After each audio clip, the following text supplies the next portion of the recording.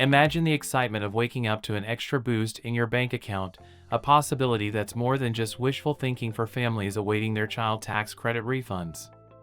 In a world where every dollar counts, especially for families striving to make ends meet, understanding the nuances of the child tax credit is important.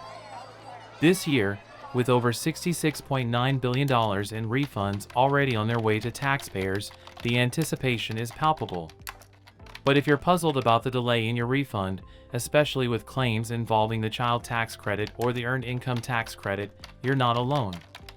So, if you're sitting there wondering why your refund hasn't hit your account yet, especially if you've claimed the child tax credit or the earned income tax credit, there's a reason for that.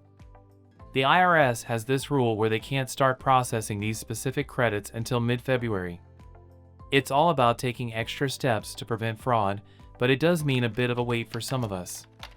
Now, the child tax credit, it's a topic that's been buzzing a lot this year.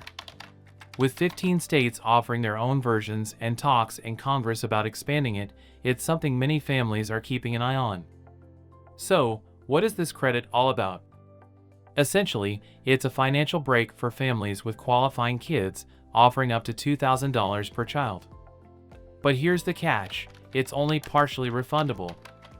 That means if the credit is more than the taxes you owe, you might not see every penny of the excess. But there's also the additional child tax credit, which is fully refundable up to $1,600 this year. That's the part that could give your refund that extra bump. So, when can you expect this refund? The IRS has said most refunds involving the child tax credit and earned income tax credit should be hitting bank accounts or debit cards by February 27th, assuming you chose direct deposit and everything else with your return checks out. And for those who like to keep track, the IRS's Where's My Refund tool has been updated to show projected deposit dates since February 17th. But why the wait?